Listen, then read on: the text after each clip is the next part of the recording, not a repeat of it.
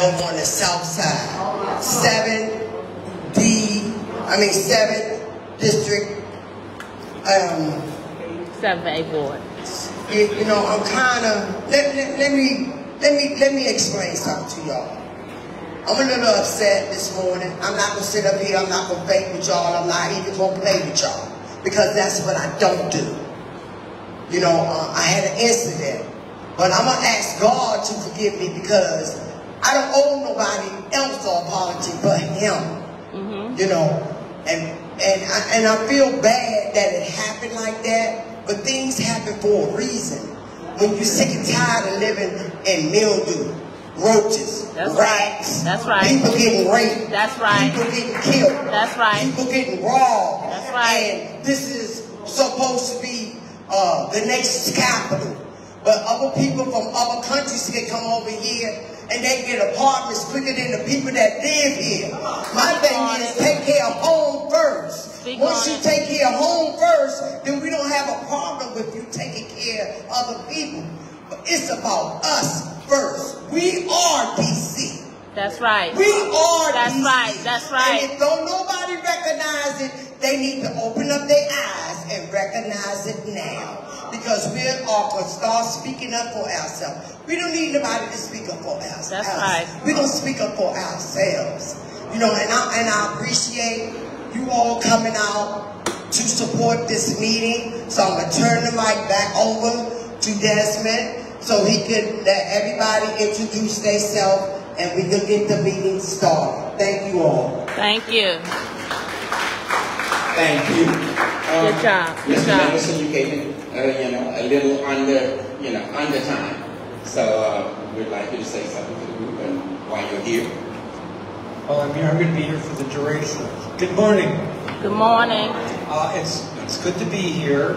I worked with the Attorney General Brian Schraub and of course Ms. Cooper to get this meeting. It's been a long time coming.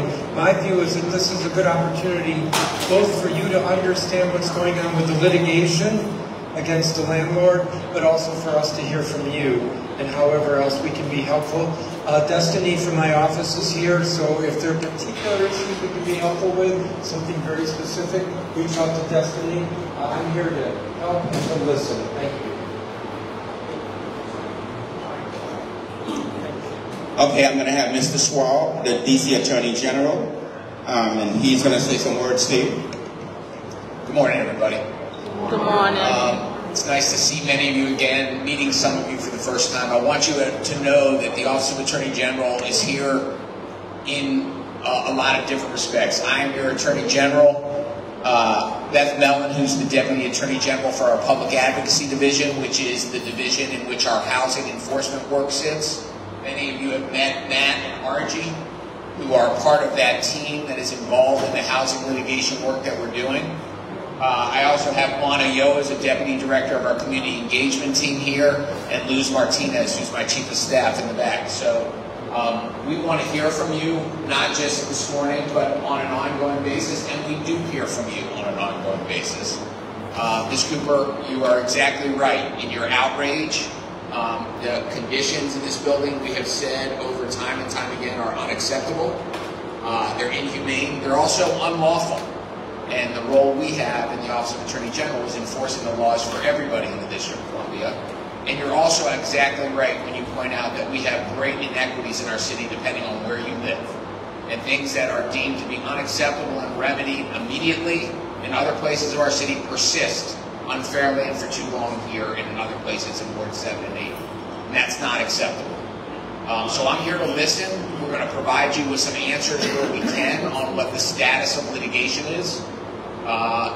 I am as frustrated as you are in terms of the speed with which litigation goes, but that's our system. And we're going to continue to fight with you as best we can. But we're here to listen, and it's not going to stop listening. We've been listening beforehand. We're going to listen this morning, and we'll, of course, continue to be engaged. So thank you for having us. I'm looking forward to the conversation. In the name of conversation, before we get ready to ask you questions, if you have questions of the people here, I just have a very short statement that I wanted to express with Mr. Schwab and Mr. Mendelson. on bringing business to the District of Columbia. Let's call it what it is, gentrification. You have allowed businesses, in particular landlords, to violate these tenants' Bill of Rights. It means nothing in the District of Columbia as far as I'm concerned. We have allowed landlords to violate human rights with deplorable living conditions, violate civil rights, violate Department of Building Housing Code laws. I can go on with the list, but all the while not held accountable because consequential enforcement is almost non-existent in the District of Columbia. Because you would not have so many communities like Marbury Plaza living with these conditions. So why are we here? You will tell us the district has fined the landlords thousands of dollars each time. But look around. We do not see that work. Mr. Mendelson, your report in which you held the hearing showed the Department of Building has significant deficiencies in how to operate and has fallen short of protecting tenants. So why are we here again? Why has this property not been deemed a nuisance property when so many crimes are committed daily? It has become an open-air market for vehicle break-ins, thefts, stolen vehicles, and this goes on a daily basis. I had this conversation with Mr. Schwab a few minutes ago and let him know that almost every other day vehicles are being taken from this property. If you want tires, pull up to Marbury Plaza, because at any point in time you can take tires off cars, regardless of whether it's day or evening. There's so many other crimes that go on this property that we are being told, oh, call MPD. Well, we call MPD, but we don't see much change over here. Tenants are actually afraid to walk out, and you know the garbage cans, you know, is less than what? 50 feet away from the buildings. You don't walk out at night time to go throw your trash out because you're afraid. You hope to come home before it gets dark. So, because if you park in the garage is an open garage. Like I told Mr. Schwab, it's an open garage. Tenants are paying $100 a month for a garage that has never been closed or has never been secured in almost 3 years. I am one of those tenants. My car has been broken into consecutively twice in 2 consecutive years. Now, is there any footage? None. But they can tell you they have cameras working. The issue around here with management, and I'm going to say management, is that they will tell you, oh, call MPD. And it's like a shooting circuit. You run around like a hamster on the wheel. Because MPD will tell us, well, this is a private property. You need to call security. We don't have 24-hour security in this property. And let me tell you, when we met with management said, oh, well, we can't tell you when security is going to be on the property or not, because that's more of a security concern. So you don't give the criminals, you know, the time when security is going to be here. Well, they know security is not here because crime is happening in the day, in the afternoon, in the evening. So my question, they cannot tell me that security is around here constantly. Because I can monitor and tell you when I see security pass in the back of the gardens. And hours go by, hours. So I'm not sure if it's an invisible security, what codes that they have to press as they call. They go by places and check in with a fob key to show that they've been in these places. But we're not seeing security or the presence of it too often. We see them at certain hours and then that's it. It's non-existent. So we're being told cars are being lifted off the property, and we are told by management one time, that's why they got insurance for. We're being told did you call MPD? They're not telling us, well, let's go look at the cameras. Do you know what time it was taken? So they're telling us to call MPD. MPD saying, well, you have security. And so it goes this firing circle. So who the hell are we going to call? Ghostbusters? That's obviously we're supposed to do something around here. And we have been neglected over and over again. My issue is that this owner is asking tenants to pay rent. We're paying for secure buildings that are not secure.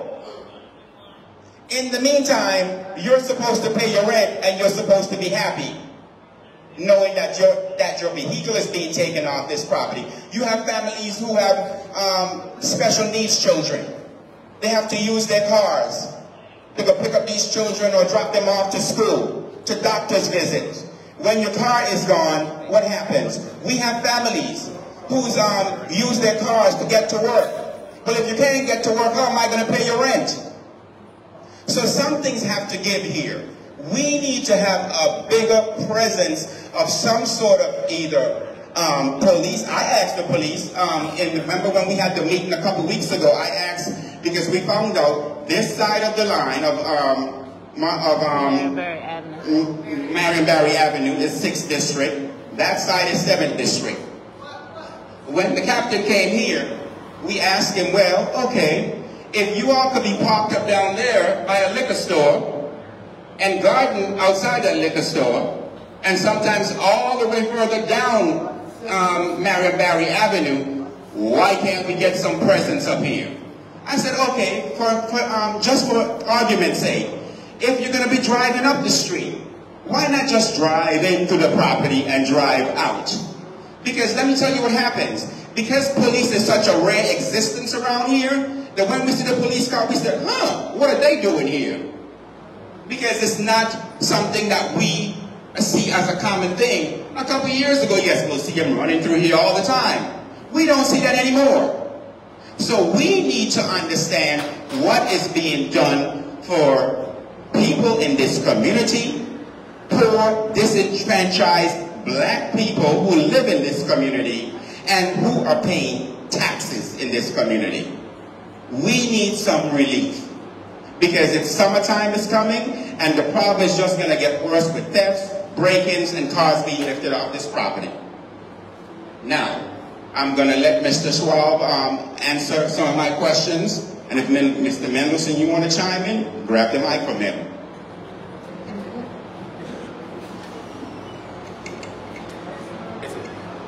Hello. So, again, Desmond, I appreciate the opportunity to hear directly from you, and I'm not here. I wish I could come and have answers to the issues you're identifying. I share your frustration, and I share your view that it is unacceptable. You are entitled to certain things as a tenant in our city under our laws. And it's driven by what your lease provides and the agreement you enter into. You pay your rent, and one of those things is a habitable, safe place to live that's consistent with the law. You're entitled to have security for your body and your personal effects, and the laws of the city are strong laws in supporting them. We also know that sometimes we have landlords that don't follow the law. And when that happens, our office is, to the maximum extent we can, enforcing the laws through the court system. And I'm happy to talk with you all a little bit about what the laws are and how they work. But I wish, Desmond, I could tell you I have a silver bullet answer for this. We have been involved in the litigation with the current owners of this building for many, many years, as you all know. They're now in a bankruptcy proceeding, so we now have a bankruptcy going on, which creates a greater level of complexity. And the lawyers in my office are continuing to doggedly pursue the case through the bankruptcy court and the Superior Court, which we'll continue to do.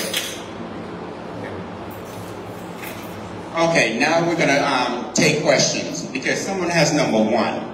Number one, you have a question to ask?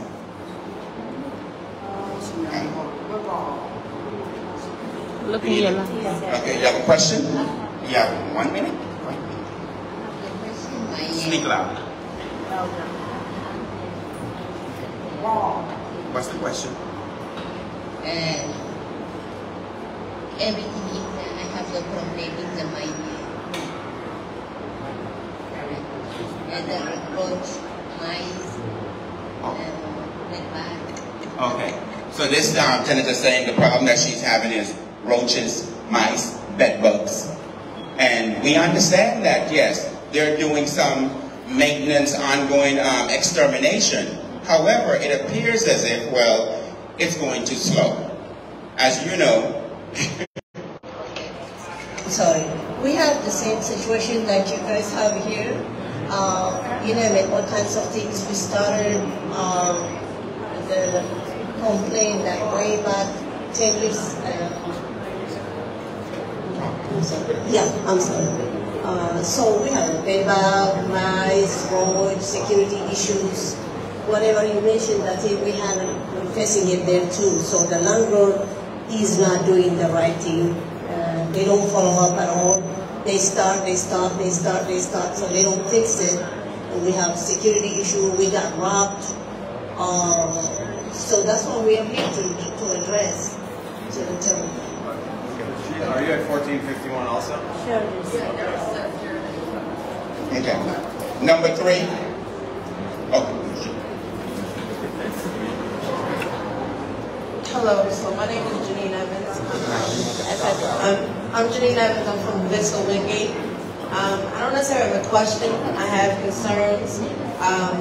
Our concerns is, right now, the executive, landlord, whoever, he's sending out letters and making phone calls, and he's upset that the pool can't be open because people are not paying rent.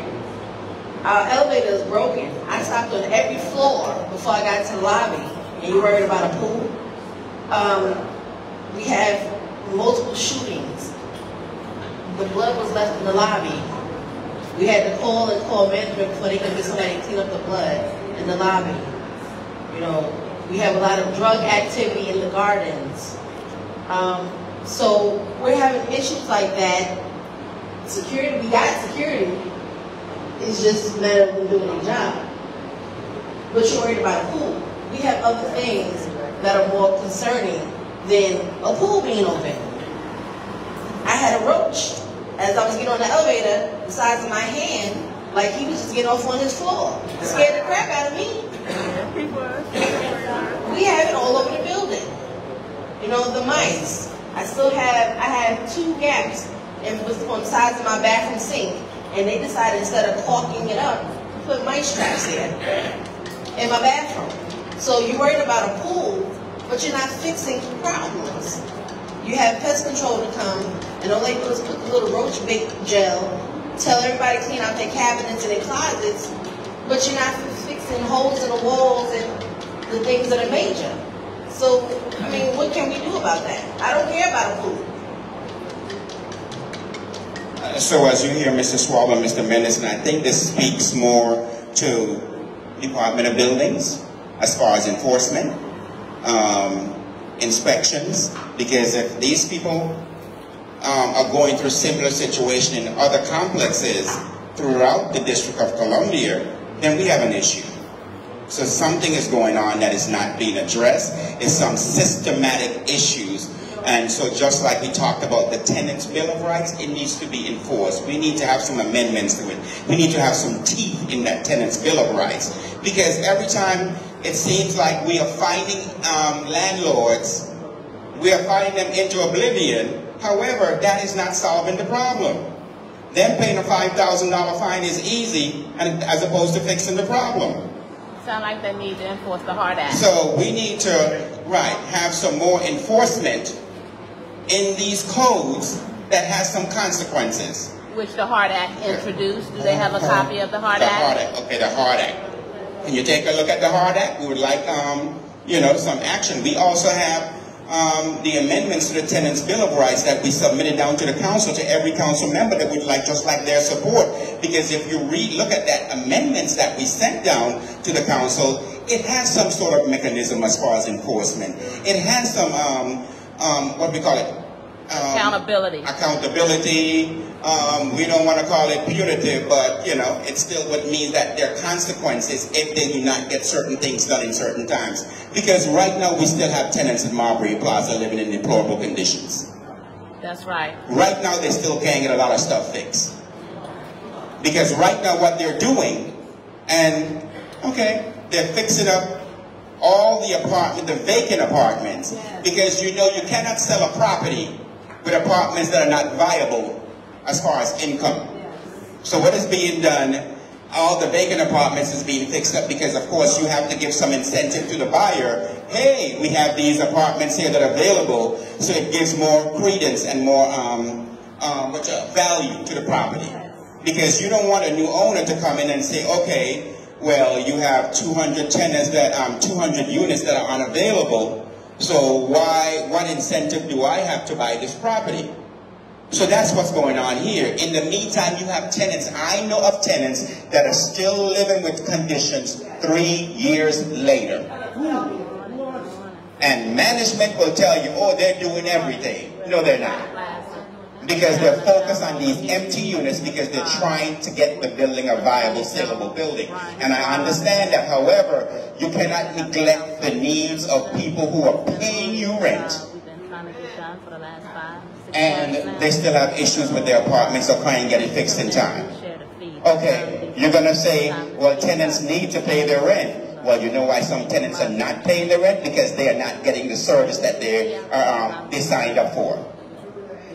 That is what is going on. So let's talk the truth here. Let's be clear. Let me say something. I was just asked a question by Mr. Mendelson. Why is it different people here from different communities? You know why? Because all of us are going through the same problem. So if we can get y'all in one area, we gonna kill everything at one time. See, because we understand that y'all busy. We understand that y'all have a lot on y'all plate.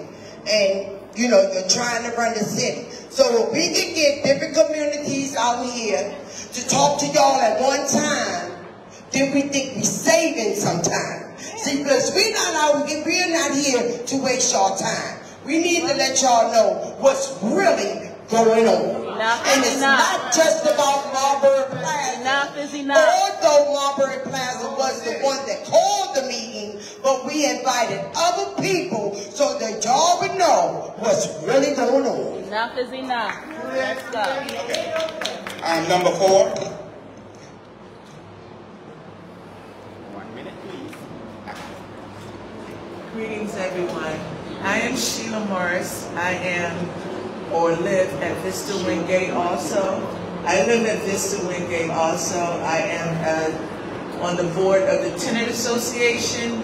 And to piggyback on what Ms. Evans said, we do have the Executive Vice President of CIH Management calling people, making threatening comments about what he will do in the time frame he will do it for the people that are not paying rent, that are on rent strike because they don't or not getting what they need there.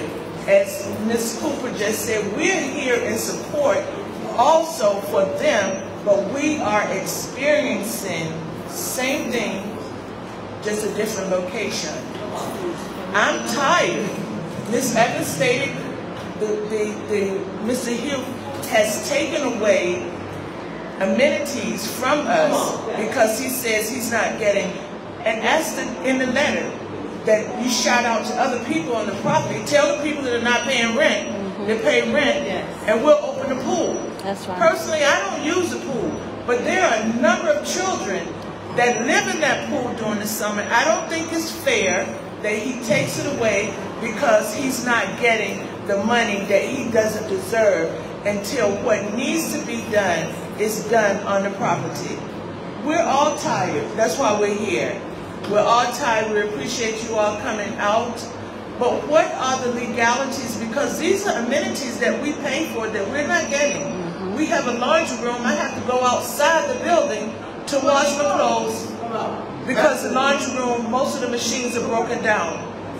So what can we do? What are the legalities of him taking away our amenities because he's not doing what he should do as the owner, so we get punished? Like, I'm going to take away your toy because you're not doing what you're supposed to do. Thank you. Number 5. I'm going to bring it back up. Don't worry about it. I'm going to bring it back up.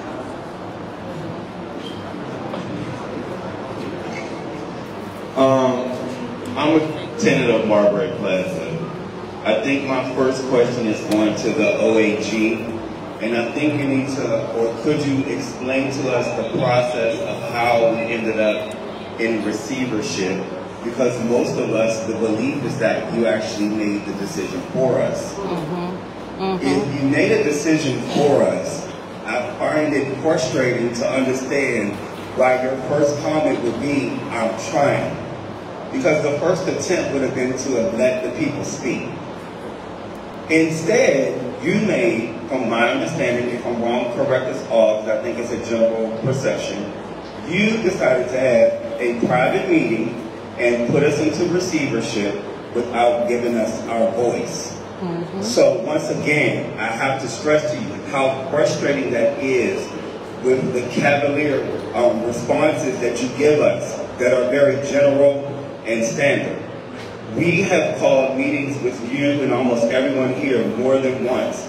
It is time for somebody to take us out of the start line and let us start going towards the finish.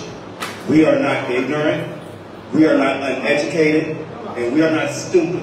Come on now. Please, when you go to respond to these questions, if the only answer that you can give is a general surface answer, then you have wasted your own time.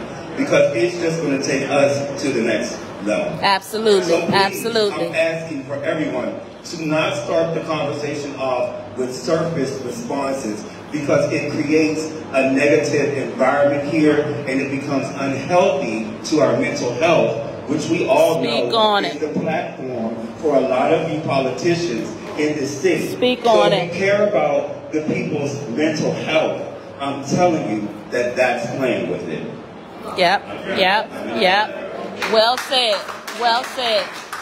Department of Building Complaints. Well said. That goes to the OAG as well, I believe. When are you going to start holding the Department of Building responsible for all the complaints that they already have, the ones that they did away with and say that we don't have, that our tenants have given you proof that we have them? How long, once again, are you going to keep us at the surface? To the police. You have already been here and had a meeting with us where we explained to you how asinine it is for you to have 10 police cars from 16th Street to Martin Luther King Avenue and none from 16th Street up to Alabama Avenue. And since then, we have now had in one day where we had about 6 cars that lost all of their tires in a place where people are still trying to pay their rent. And to the office finally. It is a myth that people are not paying their rent. They're just not paying it to you. That's right. That's right. That's right.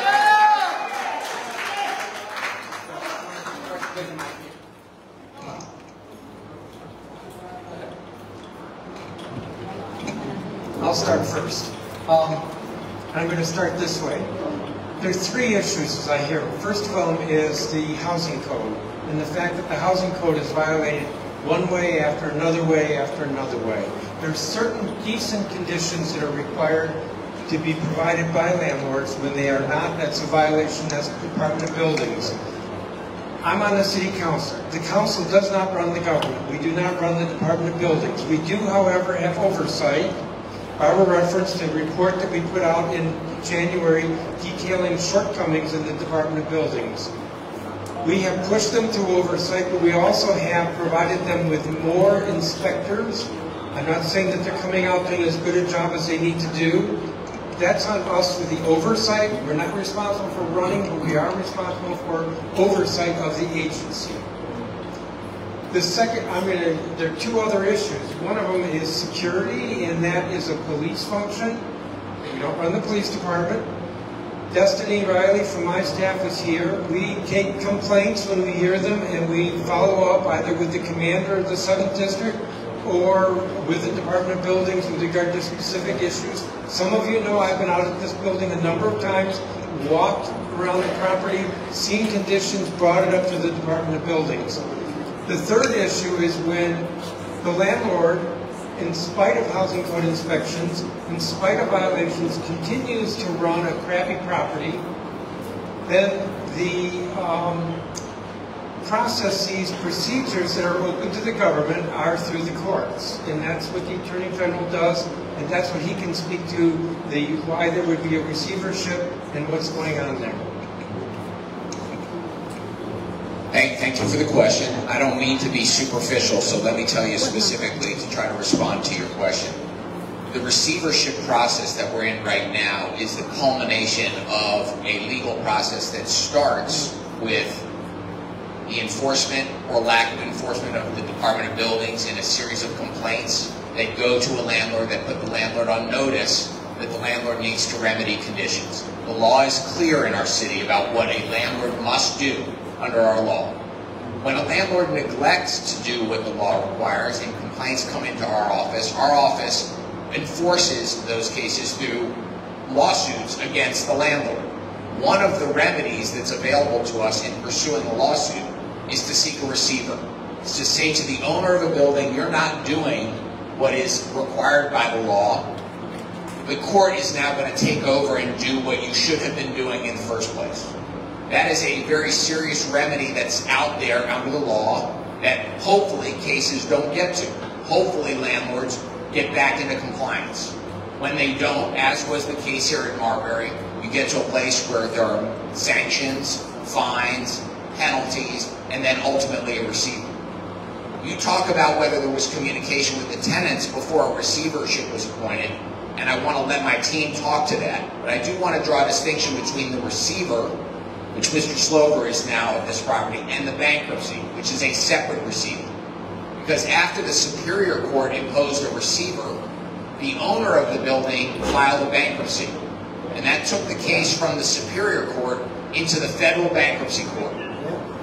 Our lawyers chased the owner into the Bankruptcy Court and got relief from the stay of the Federal Court to be able to come back and continue the process in the Superior Court of the litigation, including holding personally liable the gentleman who stands behind the LLC who owns this building.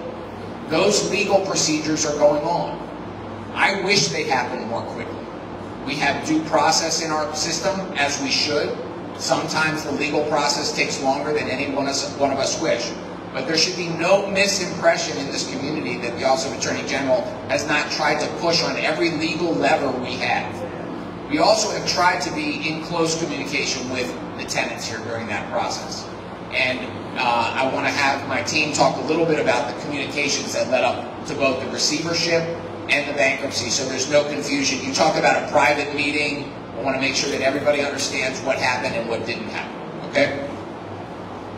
Thanks, Brian. So the receivership motion was filed in August of last year, if you all remember. And we came out, Brendan and I don't know if you remember my colleague, also tall, lanky, white guy. We were out here and we had these meetings and we messaged to you all, like, look, this isn't happening fast enough. The most important thing in this case is getting these issues fixed. And we said, look, we're forcing the owner to do this. Judge Kravitz issued a big contempt order giving a rent abatement to tenants so that the owner had to take responsibility and get the mold done and the elevators fixed. But he wasn't moving fast enough. He wasn't moving fast enough for you all. That's the message that we heard. So we filed a motion to appoint a receiver. And that's why we did that.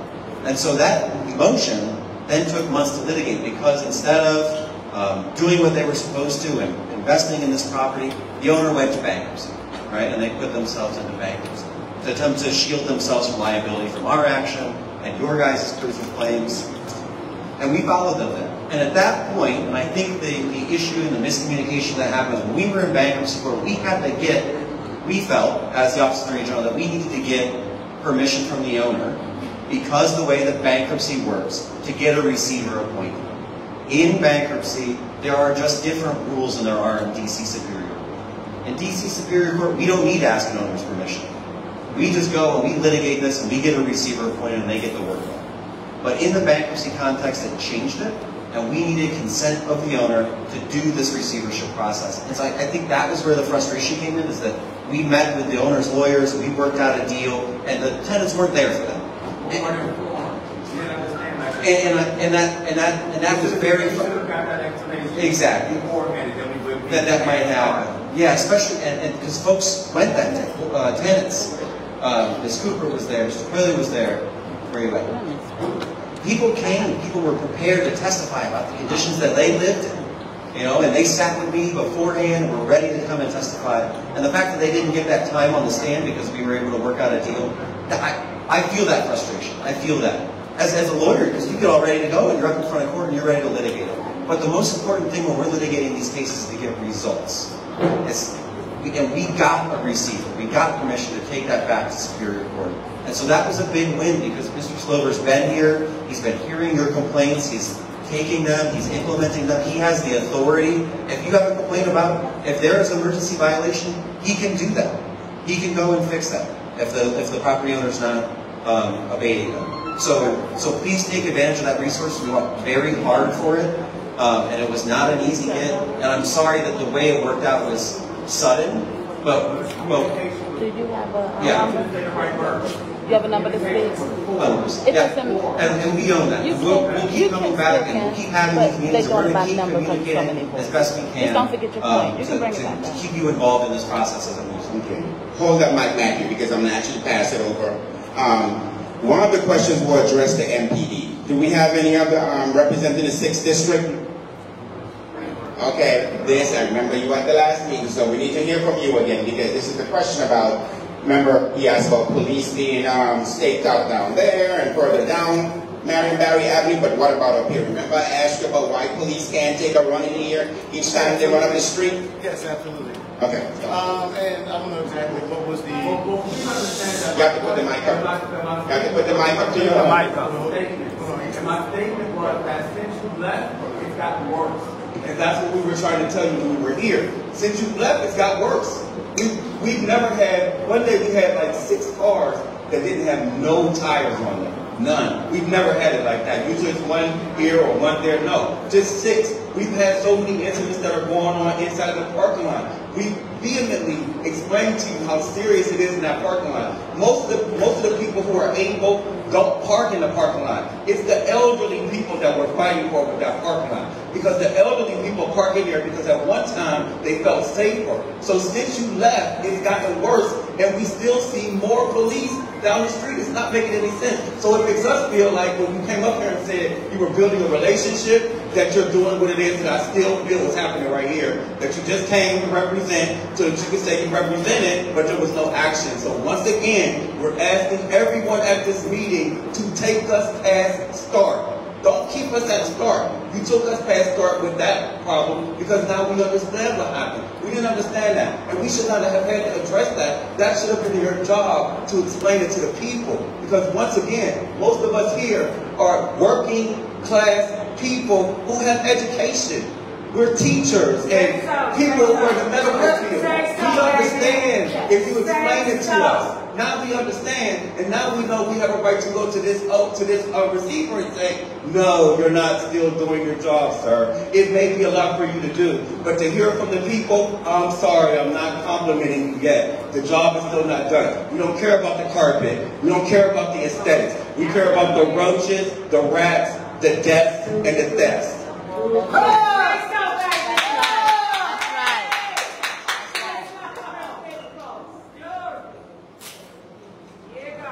Okay, and like I explained before, because it is a private property issue.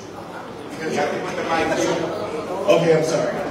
Because this is a private property. So I understand you guys have security on premises, right? No, we don't. Whatever. Do you have security assigned? Remember last time we were here, we don't have 24-hour security. Remember we talked about that? Well, there is security assigned to the property. There is security, yes, there is security, but it's not a 24-hour security. Okay, yes. That's the answer. Okay. So you have limited security. Correct. So, and like, sorry? About 3 hours or less. There's a call right there. When something happens, you go, you can't find it. So there be like an hour or so sitting right there in the back. So it's not 24 hours or 10 hours. They just sit in that truck or in that car. Right there. Thank you, everybody. Thank you. Thank you. Okay. Thank you. Now give them a chance to. That is taking care of the management, and I don't know if this through the association or not. P-Change? I'm sorry? P-Change is a security company. Okay, but that's something that's handled through management and... Yeah. Okay, yes. So MP does not handle that. We do not assign patrols to private property. And actually, no, that's asking you to simply come up the street from where you are and patrol. I don't be ready to give up one of them answers again to just make us angry. I'm simply saying there are crimes being committed here, and so now that's your responsibility. And it's not being handled. That's what I'm saying. I'm not asking you to come up here and sit up here. I'm not asking that. I want you to answer my question.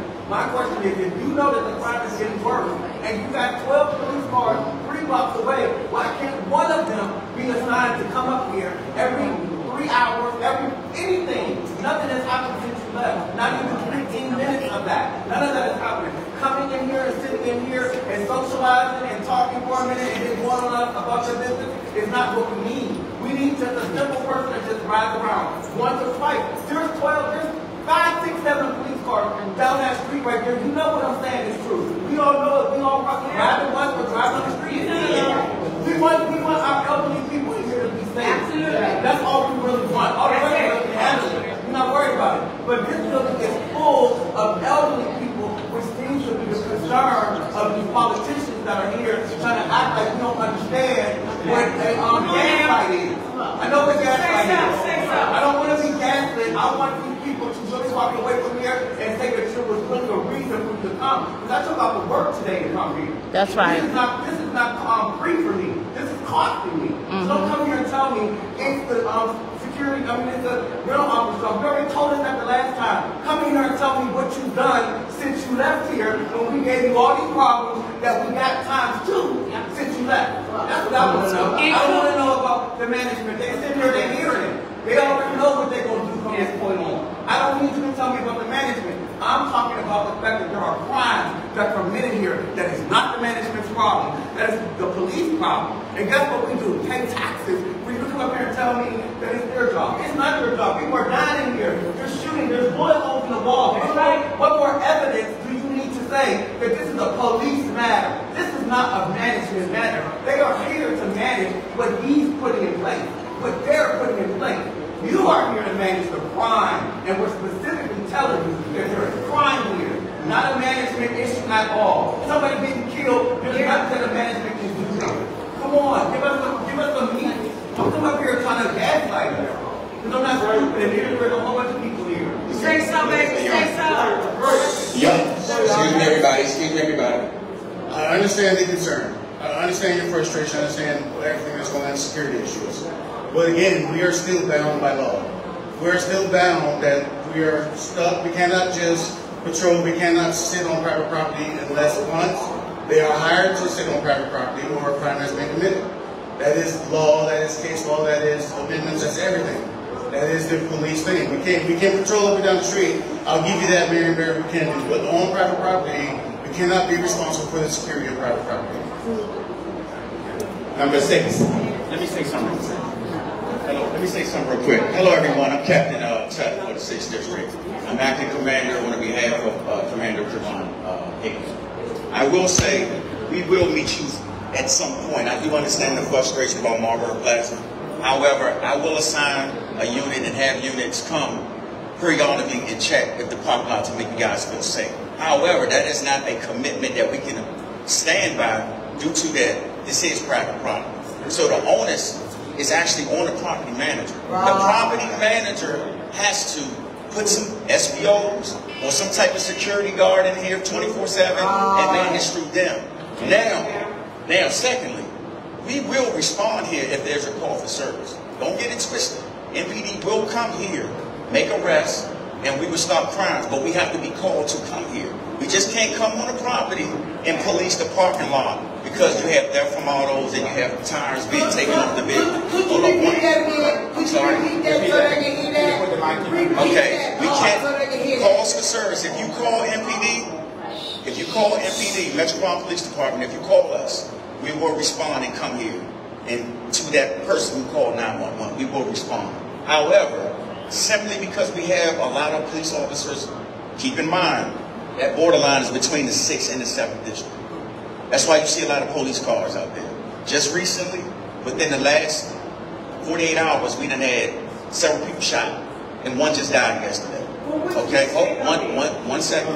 Okay, that's not to take away from Marlboro Plaza, but there's a lot of violent stuff going on down there. That's why you see heavy police presence going on down there. Now, Marlboro Plaza, there's a lot of internal issues going on that management needs to step up and take ownership about. Okay, I'm not going to get involved with the silver stuff that's going on, but as it relates to MPD, if you call us, we coming. Okay, but as an assistant district commander, I will have a unit in this patrol service area, and I will speak with 70 who come through this park line, but that's not a guaranteed 24/7 thing. So I don't want you guys to say, well, MPD said they're going to, the last time they're going to come here, because that may not be the case. We may be chasing a carjacking or trying to deal with a homicide situation, okay? So the real problem is that management needs to step up. That's just point blank, okay? All right, thank you. I'm still not following up on those reports. I'm still not following up on those reports. Can you give her the mic to see what reports are you? I've been attacked. My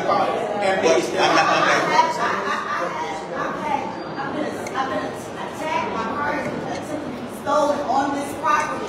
So when you more than once.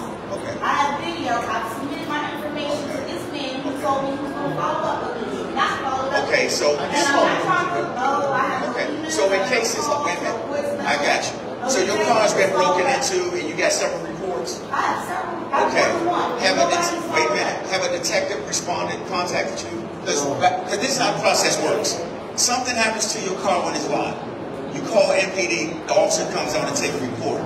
That report is then in return assigned to a detective. The detective will get in contact with you. Have you been provided with the first week, I haven't heard anything else. I have spent over $1,500 to repair my car. Okay. Out of pocket. It's not, and all of this about me saying that this is private property. This is still the District of Columbia. Yes, and people like me file taxes and pay taxes and support you as the MPD. And I appreciate that. Right. So I'm not understanding why I keep trying to blame it on this person and that person. We just want accountability. Because this is just going back and forth. Management, MPD. Management, MPD. About what's going on. Listen, I get your frustration. I would probably feel the same exact way. Okay? I'm being honest with you. I'm a DC Washingtonian native myself. And I've been in patrol. I've been managing and supervising this area for 15 years. So I understand. But I will say to you, I will work with you. If you have anyone in here has a problem about a report, you can contact me personally, and I see to it that you get the assistance that you need. However, this is private property. Now, I'm willing to have officers come on private property and come around the parking lot and make you guys feel safe, but technically, we can't patrol private property. If you call us, we're going to come on the property, and you call us about a report, we come in, and we're going to provide you police services. Then something happened in the hallways, and or the SPOs and security guards need us, we will respond here in the system as well. Okay? But my next question is when you say that this is private property, right? But this is a private property that is like in the documentation that is funded by the government. So how private is it? So you're going to have to take that up with the DC Council. That's way above me. It's private property. Yeah. We can't, by law, we can't just come on private property. Okay? Thank you. All right, everyone. I'm Dr. Rondell Hamilton. I am the president of the Healthy DCME Leadership Coalition. We advocate on Marbury Plaza as well as Wingate as well as Woodbury Village and some of the other communities in the city, across the city. There are many of you here that are from those different communities because you have the same outcomes. And so what I want to do is try to help us get this meeting to where it's intended to be, and that's a meeting of action.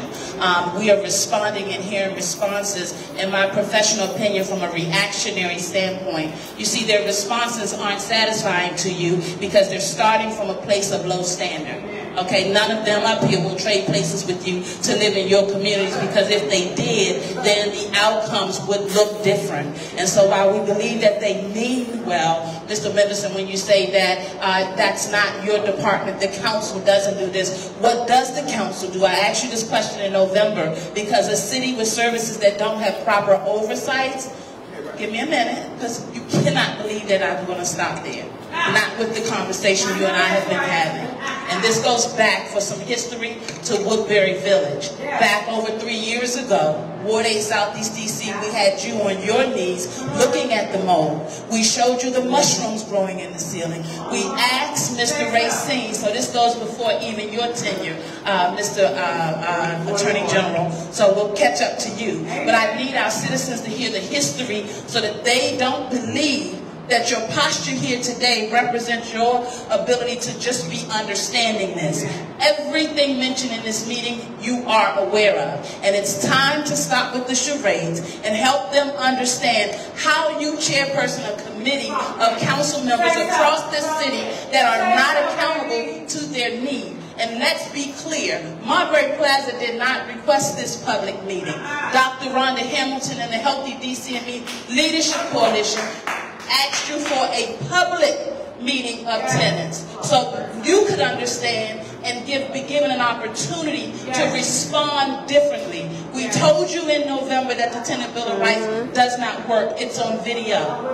Okay? You've apologized on at least 4 or 5 occasions. In the Christmas season, at the reception party, I showed up for one intention, and that was to ask you when you will make good on this public meeting that I'm so pleased that you finally heeded the call to. But now that I understand you thought it just would be Marbury Plaza, maybe that worked out in our favor. Sir, this is a pattern of behavior. We're tired of the buck passing. And I need them to understand that their power is not lost even when you get in, because there's something called recall. But see, in order to start those kinds of processes and to help them implement their power when they're so frustrated when your outcomes don't work, we have to show up like this and keep them at the table, because every time you fail them, they go back into their corners because they don't believe the process works. But see, we're going to stop this. And we're going to have this conversation from a standards standpoint.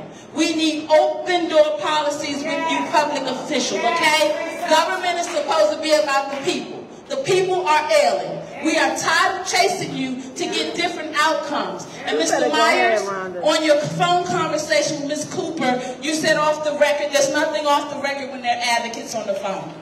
Okay? You said off the record that this system isn't designed for them to come out ahead on this. See, those kinds of mindsets don't help them to believe that you're feverishly fighting. We happen to know that there are an abundance of millions of repairs needed on this property. And we do understand bankruptcy court, they have different laws. But for an ownership that's been in contempt of court for 2 years, and you didn't have a strategy, we told you about this at Woodbury Village. I can't have these people sit here, hear more of the same, and leave here because they believe they don't have power. I showed up in 22 and I served you notice. The community's voice has arrived. The DC that I was born and raised in, we don't do this laying down. The standards are too low. There's an 81 times wealth gap that they go to sleep and wake up with every day. And you would show up here on a Saturday and have them to believe that you're doing the best you can do. The receivership isn't working. The crime has gotten worse. Everybody keeps telling you that these managers are not operating properly, but they still collect subsidized rent through these properties. Why wouldn't we reroute HUD's money to something that it should be taken care of, which is the housing? We submitted legislation called the HEART Act to give solutions. Mr. Robert White, chairperson of the council, who's probably going to get in there again. Why? Not because he's doing his job, but because he's a familiar name. And still they suffer. And so then we're left to come to you as the chairperson and say, how do we set higher standards so that their healthier outcomes will be observed? Exposure to rodent feces, as we told you before, is not healthy. And to sit here and try to compromise with them and help them believe that some DOB failed process that I came and showed up 3 years ago and told you was failing. See, we're not going to do this. And I've been very patient. You asked me to treat you nicely, and that would make this meeting come about. See, I'll go but so far. Because I don't ever want you guys to discount the fact that people born and raised, the people that migrate to this great city, they expect a standard of living higher than what you're providing. So please be careful when you go to respond, because we have history. And I'm tired Enough is enough. Our children are coming down this lane. You're taking notes at a meeting and you've been on a job how long? We've been knocking these doors. I got a list for you if you'd like to know who and what and where. We've knocked doors in Wingate. And you hear them tell you that blood is in the lobby. The drugs are in the basement. And the guns are in their communities. How about we draft a system, Mr. Myers, since the one that you observe and work in won't help them come out on top? How about strategies that will? Why was there no mechanics lien put on this property so when bankruptcy court went to pay out the most important liens, at least the tenants would have a fighting chance? Now you have them hoping and wishing that this management company would do something that none of them have done in 2+ years. Those are reactionary strategies. So just in case you didn't truly understand what this meeting was about this morning, I needed you to hear from them first so you wouldn't reduce it to me being a pain in your butt. See, I don't have a problem with that. Born and raised in this city. And what I see on this ground is despicable, egregious, and we need changes immediately. So what can you do? You can call a council meeting because this crowd is only going to get bigger. It's only going to get bigger. You leave this opportunity when you keep ignoring them. On your email, as of yesterday, the property owner from Wingate responded because he had such an expansive property community portfolio of 500. It makes me wonder why these people come in so entitled to make money on the backs of our citizens living like this. And you tell me you can't do anything? You're going to have to do something. You're going to have to do something. Now I'm done chasing you. I hope that this is a good enough showing for you to know that the standard must change. And though you inherited a lot, we're not interested in headline-grabbing topics when these citizens are living like they live. Start calling some public meetings, getting us down to your office, helping you understand strategies where they can come out on top. Because these lame responses is not working, and you make my job harder because I got to go chase them back and bring them to the table to assure them that we are not afraid to stand before you, understanding we have the power. Public office has got to be about the people. And we don't leave the mayor out of this. But right now we're trying to get you fired up and you motivated to understand. Pick a community to start with, but give them better outcomes and stop telling them you can't do anything. It's not working. A mental health outreach. I see the results of your failure.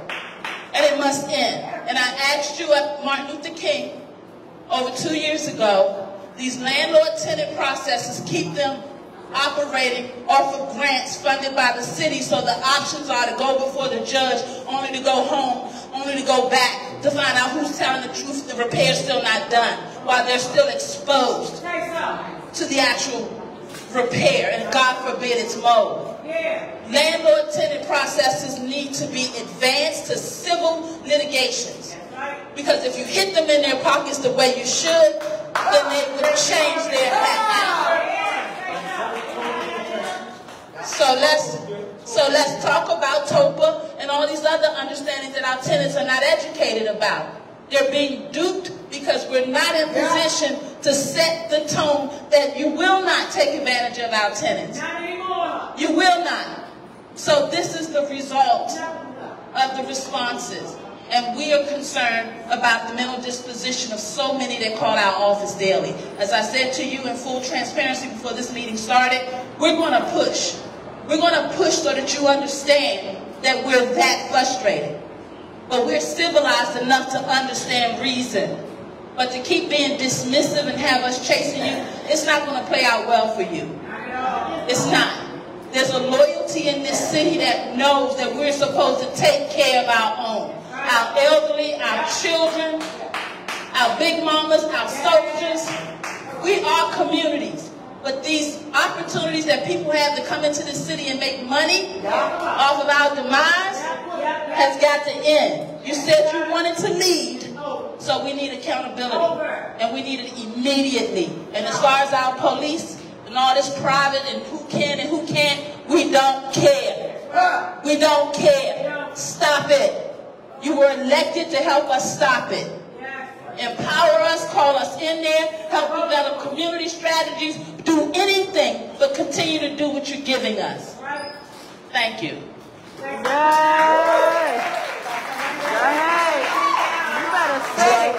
Hello, we on number 7, y'all. We on number 7. We have, number 6. Thank you, baby. Thank you. Good morning, everyone. My name is Tamora Redmond. I am president of the ad hoc committee for those tenants who filed in the bankruptcy claim.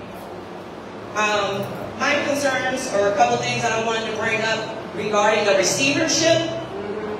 Who's someone who's supposed to be representing us in real time. Let's go back specifically May 16th, when an illegal water shutoff notice was posted in the building. Receivership said nothing. Friday, May 17th, we were in here all day long, couldn't flush a toilet. Nobody was answering phone calls. I had to call Trayon White that night to finally get water turned on in 10 minutes. If a receiver is supposed to be experiencing stuff in real time, why are we going through such things? If a receiver has been in place for the past couple of months, why has crime increased? If you're supposed to be experiencing these things in real time, I'm not understanding. When I witnessed the bankruptcy hearing the other day, and you were talking about security, you had no passion in your voice at all whatsoever. Or today. You're talking about these doors, and you're talking about, oh, parts are being found in the hallway. As if you're putting the blame back on the tenants in the building. No, you should have been in that court building talking about a garage door that's been broken for 5 years and nobody touched it. Now they're taking the team that's supposed to be doing the remediation, doing the mold removal. Now you got that team working on a garage door? It does not make sense. I've been here since 1997. Amenities have been taken away year in and year out since I moved on this property. And no one on council has backed us up since then. It's been a revolving cycle. And we are tired of it. Like Ms. Hamilton said, let us hear something different. I'm in landlord-tenant court. Why? When you said out of the words yourself, it's even documented this building has deemed uninhabitable. Why am I in landlord-tenant court? Why isn't OAG representing us in landlord-tenant court and investigating these cases? Why are they allowing current management and their nasty-ass attorney represent them in court? That's right. It's a mental thing. That's right. It is definitely a mental thing. Because he is nasty when he speaks to us in court. Do you want the receiver to answer your questions? I want everyone to answer because OAG you said asked some the questions receiver. about the receiver. Where's the checks and balances of the receiver? I think the receiver should answer the question. And he's not. So and the phone calls that go to your office, you don't return them. People send emails out to your assistant who's only been here one time and no one has seen. Let him answer. Good job, sis. Let me Good make a job. clarification that I think is super important here. I am not the property manager. And asking you a property Can you manager hold on? put in place to experience what we are experiencing. Can you hold on one sec? Can you give me a minute? So I think there is a bit of a misunderstanding about what the receivership is here. Explain it then. I will, if you give me a sec. So I am not the day-to-day property manager of this property. That is not how this receivership was put into place. So my job is to come in and do this report, which is a top-to-bottom analysis of this property and all of the issues that it has. I put this into the DC Superior Court as my work product. It shows $14.5 million worth of work that needs to be done to this property over the next 10 years. It also shows a 1-year timeline for immediate repairs, of which I was in the court to discuss the other day. That was the purpose of the court hearing the other day, was to talk about the 120-day plan for the building. Security is a separate issue. The receiver cannot be responsible for the security of the building. Okay, that's a management issue. That's an MPD issue. The receiver cannot be responsible for that. Then you have no use to them, really. But you still. Water notice that was posted in the building, the illegal water shut-off notice that was posted in the building. You're supposed to be here protecting our rights. And no one said anything about that illegal notice that was posted in the building and the fact that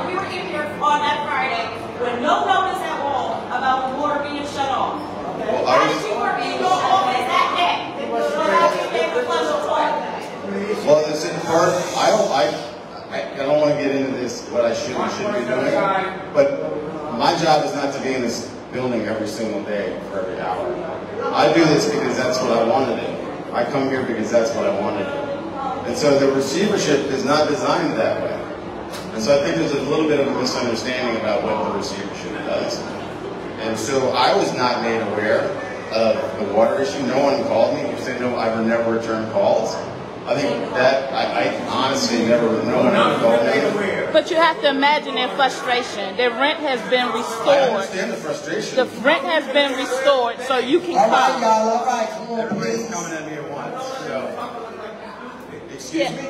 You've been aware of it today, so instead of telling her what you weren't aware of, tell her what you'll do about it the next time that you know. Well, the next time I know. I think there's a lot of people in the room and a lot of people in the building understand that I do respond. And I do respond very quickly. Excuse me? There's a lot that don't, and we want you to address that. Well, I don't. Don't feel that way. Sir, she's simply asking you to educate the people of what your job is in response to health hazards that are going on in the building. Our specific question was, if you're here to represent the damages that need to be talked about before, how do you educate these people when they're doing things that are illegal, like shutting off water and not informing the tenants? She was very clear about what she asked, and then you're going to do what this lady asked everybody not to do, which is to pass the buck. All you have to do is say what you are here to do, not what you're not here to do. I'm not passing the buck. What I'm trying to tell you is I can't respond to something I don't know about. I'm saying that she told you today, so what are you going to do about it? Well, I can't do anything about what happened before. And if someone reaches out to me, if you let me talk, if somebody reaches out to me, I will certainly respond. I think that most people understand that. And so she just reached out to you. Yeah. She just told you that we had no water 2 different days. So what we're asking you is, what could she have done better about that to get you? Call me directly on the day that the issue was. And it ain't like, excuse me, Mr. B. Excuse me, Mr. Silver. You didn't know about the water being shut off at all? Hold on for a minute. And these papers was put out for every single tenant. Every single tenant. I personally, myself, went door to door. It took me 4 days to do it. So whoever don't have the information, I had copies. So you could personally get in touch with Mr. Slover and address your issues. But again, I feel as though what they are saying is, whenever something go on, they just shut the water off. We don't get a notice. They can't flush the toilet.